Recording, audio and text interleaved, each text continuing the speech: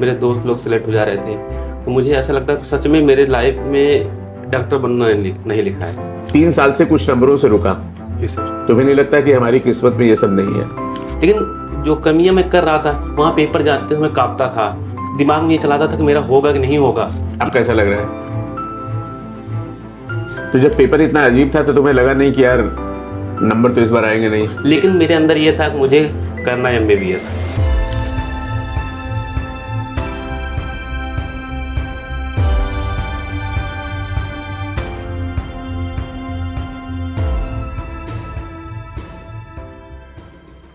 आकलन टेस्ट चल रहा है अच्छे से? और अपना बायो का ऑनलाइन कब है?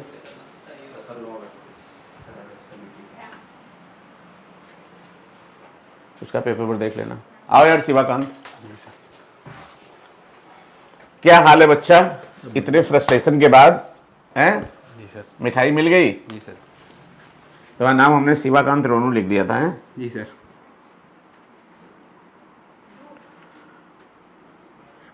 तब जा रहे हो सब तैयारी करने? जी सर।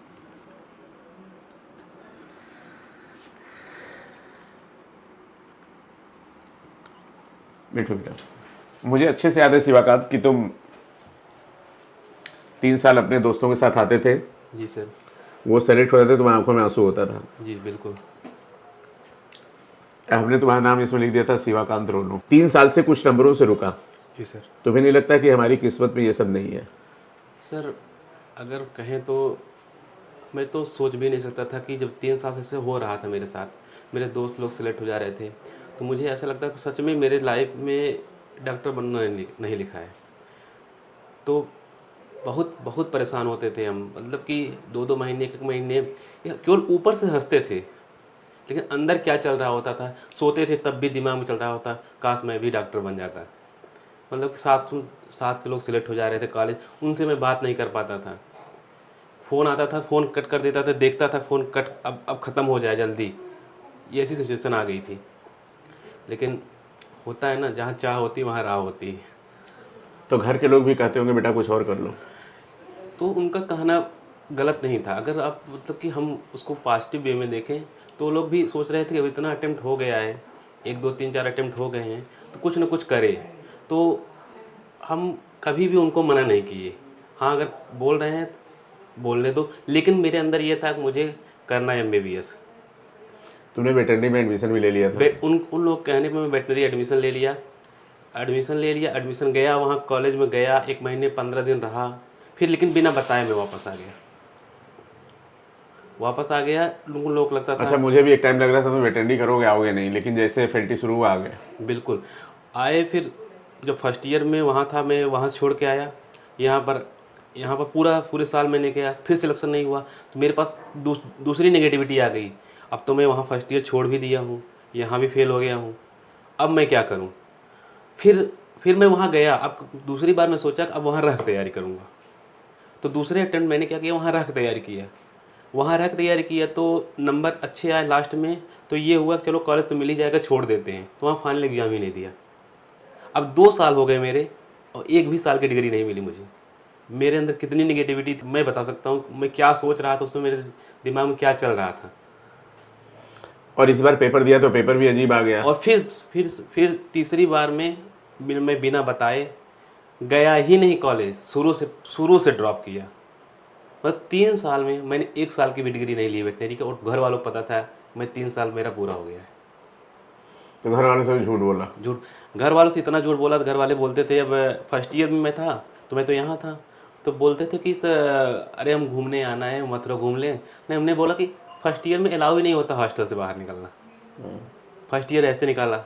सेकेंड ईयर जब बोलते थे तब बोलते थे कि अरे अभी पढ़ने का टाइम है, ये है एग्जाम, किसी तरीके से टालते अगर सच में मेरा सिलेक्शन इस बार ना हुआ होता तो मैं क्या करता, मैं कुछ नहीं समझ पाता। इस बार ऐसा क्या किया कि जैसे 3 बार 1-1 नंबर से रुका, बहुत ज़्यादा फ्रस्ट्रेटेड थे, तो पेपर देने से डर नहीं लगा कि इस बार भी नहीं हुआ तो क्या करेंगे? नहीं, डर था, बिल्कुल डर था, लेकिन ये था ना कि जब 1-2 साल से जो मेरे अंदर कमियां थी ना, मैं इस साल उसी को दूर किया। मेरे पास नॉलेज था, लेकिन जो कमियां मैं कर रहा था, वहाँ पेपर जाते समय कांपता था, दिमाग में ये चलाता था कि मेरा होगा कि नहीं होगा। ये सब मैं निगेटिविटी वहाँ एग्ज़ाम के टाइम में आती थी। मुझे नॉलेज था, यहाँ अच्छा करता था, यहाँ टेस्ट में जो लोग सेलेक्ट होते हैं उनसे अच्छा करता था, लेकिन वहाँ जाता था तो काँपता था, क्योंकि दिमाग में चलता था अगर मेरा सिलेक्शन नहीं हुआ तो क्या होगा। इस बार क्या किया? इस बार जीरो एक्सपेक्टेशन से गया मैं पेपर। हाँ, एक्सपेक्टेशन ही नहीं की। सोचा ही नहीं मेरा सिलेक्शन होगा या नहीं होगा, हंसते हुए गए एकदम, और सेंटर पहुँचे, ये बोले मन में इस सेंटर से सिलेक्शन होगा या ना हो, लेकिन मेरा सिलेक्शन होगा। तो अगर ये कॉन्फिडेंस पहले होता तो पहले ही सिलेक्शन हो जाता। बिल्कुल, सोच ही नहीं पा रहा था कि करना क्या है, क्या करना, कुछ मतलब कि इतना फ्रस्ट्रेट हो गए थे, क्या ही बताएं। अब कैसा लग रहा है? अब तो सर जी, अब सब खुश हैं, हम भी खुश हैं, आज यहाँ बैठे हैं। पीछे वाला दिन याद नहीं आता? क्यों नहीं याद आएगा, कोई भूल सकता है उस दिन को। न्यू लाइट में कौन सी ऐसी चीज़ थी जिसकी वजह से तुम्हारी तैयारी कंटिन्यू बनी रही? New light test series, new light test series दुनिया में सबसे अच्छी टेस्ट सीरीज है। अरे बाप रे बाप! क्यों?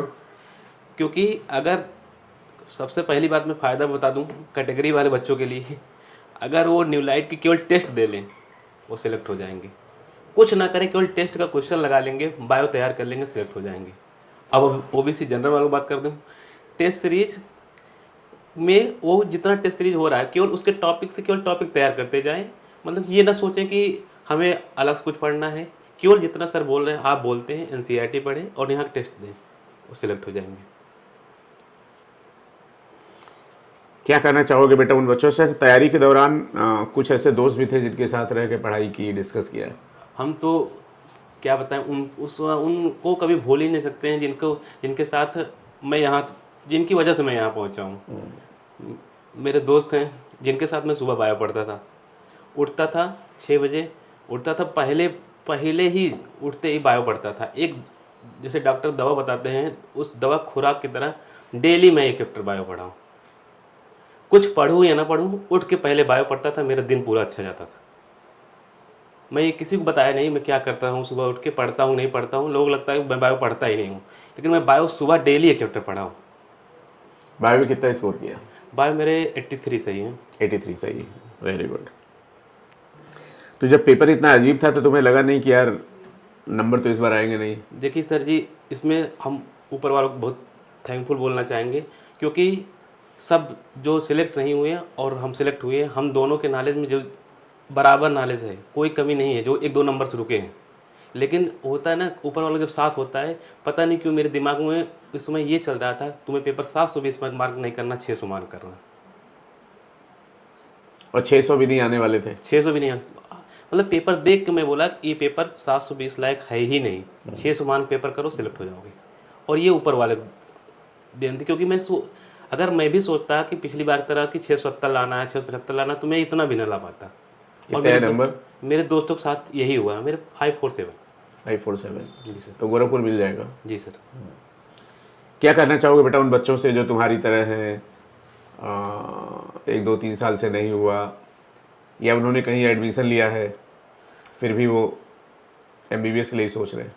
सर हम उनसे यही कहना चाहेंगे, अगर तुमने चाह लिया मुझे एमबीबीएस करना है तो इससे हटना नहीं है, और सिलेक्शन ज़रूर होगा। जब मेरा सिलेक्शन हो सकता है तो तुम लोगों का ज़रूर होगा, क्योंकि ये ऐसी चीज़ है, अगर इसमें पेशेंस बहुत मायने रखता है। अगर आप 1-2 साल में अटेम्प्ट में सिलेक्ट नहीं हो रहे हैं तो ये इसमें पेशेंस टेस्ट है, आप भागना नहीं है, आपका सिलेक्शन ज़रूर होगा। चलो बेटा, बहुत अच्छा। तो अगर पहले से ये पता होता है कि हम जीरो एक्सपेक्टेशन के साथ जाएंगे पेपर देने, जो होगा देखा जाएगा, बहुत प्रेशर नहीं लेते, तो शायद 1-2 साल पहले सिलेक्शन हो जाता। जी सर, प्रेशर मतलब कि आप प्रेशर लेके अपना 2-3 क्वेश्चन गलत करेंगे, प्रेशर लेके जाना ही नहीं। उस समय होता है, लेकिन सीडो से मतलब कि अपने ऐसे ही हैप्पी हार्मोन निकालो कि नहीं कुछ नहीं, हमको परेशानी नहीं, मैं सही हूँ। और जब ऐसा सोचोगे ना तो हमेशा अच्छा होगा। जैसे सोच होती है वैसे रिएक्शन होता है। बिल्कुल। बहुत बहुत बधाई बेटा। तो तुम्हारे सिलेक्शन से शिवाकांत, हमें सच में बहुत ज़्यादा खुशी है, और ये लग रहा था कि तुम निकलो किसी तरह से। जी सर। तो फाइनली बेटा हम लोगों का 2-3 साल का साथ था, जी सर। और तुम कॉलेज जा रहे हो, मुझे बहुत ही अच्छा लग रहा है। और ऐसे सारे बच्चे जिनका जो इस स्टेज में, जो इस स्थिति में, उस परिस्थिति में है, उनसे यही कहेंगे भाई कि अगर हौसला बना लिया है, एकदम यही जाना है, तो बस फुल सिलेबस टेस्ट दो और गलती को एनालाइज करो। और आप सब बच्चों को हम प्रॉमिस करते हैं कि टेस्ट आपका बहुत अच्छे से होगा। थैंक यू सो मच बेटा, गॉड ब्लेस यू। और जैसे इतनी मेहनत के बाद सेलेक्ट हुए हो, हर बार तुम्हारे दोस्तों को एप्रिल मिलता था, आज तुम्हें मिल रहा है, कैसा लग रहा है? सर बहुत अच्छा लग रहा है। इनका भी याद है जी सर, पीछे कि बैठा सबको स्टैथू मिलता था, पीछे रहते थे, फिर रोने लगते थे, जी सर। फिर दोस्त तुम्हें मनाते थे। जी सर।